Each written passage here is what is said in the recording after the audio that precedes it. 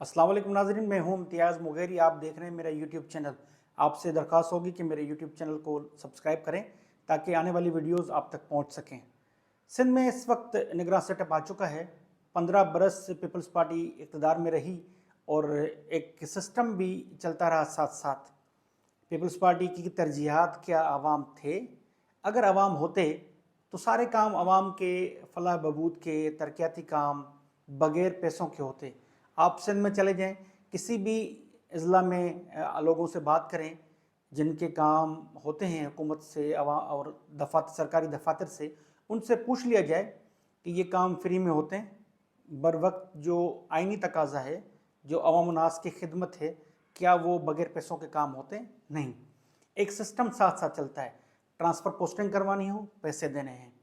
कहीं एडमिशन लेना हो, पैसे देने हैं। इसके साथ साथ मुख्तलिफ जो अमूर हैं आवाम के जो हुकूमत में काम पड़ते हैं, वो तमाम काम जो है पैसों पे होते थे। सिस्टम इस वक्त भी जब हुकूमत चली गई है तो मौजूद है। इसकी एक मिसाल आपके सामने मौजूद है। हालिया दिनों में निगरान सेटअप ने कुछ तबादले किए और तबादले जो हैं वो सिस्टम क्योंकि पावरफुल था, वो वापस आके अपने ओहदों पे अदालत के ज़रिए आ गए हैं। तो सिस्टम के लोग जब तक ये ओहदे नहीं छोड़ेंगे और रहेंगे यहाँ पर, तो आवाम के काम नहीं होंगे। निगरान हुकूमत को चाहिए सबसे पहले सिस्टम के लोगों को फारिग करे। जब आम लोगों को पता है कि सिस्टम के कौन कौन से अफसरान हैं, तो क्या निगरान हुकूमत के लिए किस बात की देर है तहकीकात करने में कि कौन कौन से लोग मुसलसल 15 बरस से मुख्तलिफ सीटों पर बैठे हुए हैं। अगर कोई सेक्रेटरी बल्दियात है तो वो सेक्रेटरी इतलात चला जाता है। अगर कोई सेक्रेटरी इतलात है तो वो सेक्रेटरी इरिगेशन चला जाता है। अगर कोई सेक्रेटरी एजुकेशन है तो वो सेक्रेटरी महकमा सेहत चला जाता है, या कोई और दीगर अफसरान जो हैं वो काम करते हैं। मैंने तो ये भी देखा कि बड़े अफसरान जो होते हैं सेक्रेटरी, वो उनका कहना कोई नहीं मानता और छोटे अफसरान पावरफुल होते हैं। क्या किस तरह ये पावरफुल हो सकते हैं? छोटे ओहदों के लोग, क्लर्क लेवल के लोग किस तरह सेक्रेटरी से ज़्यादा पावरफुल होते हैं? ये होता है सिस्टम। पीपल्स पार्टी के दौरे इक़्तिदार में अवाम के जितने काम यहाँ हुए, अवाम नास के, उसमें आम लोगों की एक राय है कि ये सिस्टम था और सिस्टम के तहत ये काम होते थे और पैसों के ज़रिए ये काम होते थे। लोग कहते हैं कि अगर दफातर के धक्के खाने से बेहतर है कि किसी सिस्टम के बंदे को काम दिया जाए और उनसे लिया जाए। मैंने तो ये भी देखा कि जो चीफ मिनिस्टर सिंध थे, बाज़ औक़ात अज़ला में ट्रांसफ़र पोस्टिंग वो नहीं कर सकते थे, सिस्टम करता था या पार्टी की चेन ऑफ कमांड जो होती थी वो करती थी। क्यों वज़ीर आला भी इतने छोटे लेवल के अज़ला के लेवल के अफसरान के तबादला नहीं कर सकते थे? उनके लिए उनके हाथ बंधे होते थे। उनको कोई शिकायत करता था तो वो कहते थे कि बड़ों से पूछूं।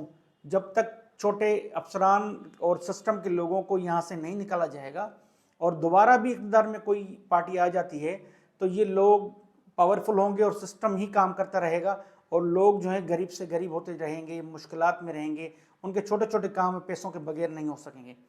सिंध में इस वक्त जो सबसे बड़ा अलमिया है, जो बेरोज़गारी है, जो शरह बड़ी है बेरोज़गारी की, ख़ास तौर पे महंगाई की, और इस वक्त मुआशी मुश्किलात हैं, उसमें नौजवान चाहते हैं कि उनको सरकारी महकमों में नौकरियाँ मिलें।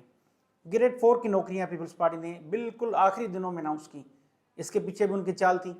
अगर उनको करना ही था, किसी थर्ड पार्टी टेस्ट के ज़रिए नौजवानों को ये नौकरियाँ देनी थी, तो वो दे सकते थे 4-5-6 माह पहले, क्योंकि अदालत ने उनको ये कहा था कि आप ये नौकरियाँ वज़ीर आला सिंध या कोई मिनिस्टर नहीं दे सकता, ये थर्ड पार्टी के ज़रिए टेस्ट करवाई जाए, जैसे असातिज़ा की टेस्ट हुई, उसके बाद ये नौकरियाँ नौजवानों को दी जाएँ।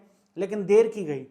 अब आखिरी दिनों में जाके ये आर्डर दिए गए हैं मुख्तलिफ लोगों के। लाड़काना में एहतजाज हुआ, सखर में एहतजाज हुआ, और अब तो अलमिया है कि पीपल्स पार्टी खुद एहतजाज कर रही है कि ये जो हमने आर्डर दिए हैं इन लोगों को अदालतें नहीं आने दे रही। ये सारा बोझ जो है वो अदालत पर डालना चाह रहे हैं और ख़ुद हीरो बनना चाह रहे हैं, हीरो बनने जा रहे हैं। लेकिन ये गलत है।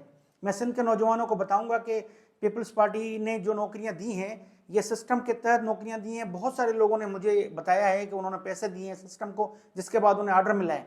अब उन्हें आश्रय दिए जा रहे हैं कि दोबारा इक़्तिदार में आएंगे तो ये आर्डर जो है ये इन्हीं आर्डर पे उनको ज्वाइनिंग दी जाएगी। लेकिन मैं ये बताऊंगा कि अहले इक़्तिदार जो इस वक्त हैं نگراں سیٹ اپ ہے اور باقی جو ستون ہیں جس میں عدلیہ ہے اور باقی جو ادارے ہیں وہ تحقیقات کریں کہ یہ سسٹم کے تحت جو پیسے لیے گئے ہیں گریڈ 4 سے لے کے گریڈ 15 تک نوکریوں کے نوجوانوں کا کیا قصور تھا، ان کو کیوں نہیں جوائننگ دی گئی، اور پیپلز پارٹی نے آخری وقت میں یہ کیوں اعلان کیا اور اس کے پیچھے کیا مقاصد تھے۔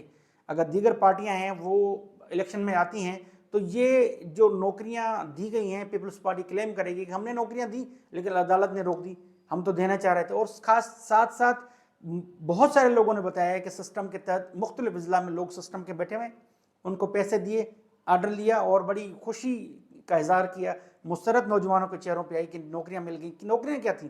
پیون، مالی، چوکیدار، یہ نوکریاں تھیں، ڈرائیور۔ سب سے 15 برس اقتدار میں رہنے کے بعد پیپلز پارٹی نے پیسوں پہ نوکریاں دی، لیکن دی تو کیا دی؟ پیون، مالی، ڈرائیور، چوکیدار، سویپر، یہ نوکریاں تھیں۔ اس کے علاوہ جو پہلے حال کیا سردار علی شاہ نے ایجوکیشن ڈپارٹمنٹ میں جتنی انہوں نے نوکریاں دی، اس کی میں ایک الگ ویڈیو میں آپ کو پوری ڈیٹیل اور شواہد کے ساتھ بات کروں گا کہ کیا کیا گیا، کتنا المیہ، کتنا ظلم کیا گیا، ٹیسٹ لینے کے باوجود ٹیسٹ کا ستیہ ناش کس طرح کیا سسٹم نے۔ سسٹم کس طرح کام کرتا ہے کہ ٹیسٹ بھی ہوا لیکن جب آرڈر دیے گئے تو اس سسٹم نے دیے اور اپنے من پسند لوگوں کو دیے۔ تو آپ میری ویڈیو دیکھتے رہیں، میں آپ کو یہاں پہ حقائق بتاؤں گا، جو حقائق عوام تک پہنچانے ہیں، جو میں چینل پہ پہنچانا چاہتا تھا، لیکن اب میرے پاس ایک یوٹیوب چینل ہے، یوٹیوب چینل کے ذریعے میں تمام حقائق آپ تک پہنچاتا رہوں گا۔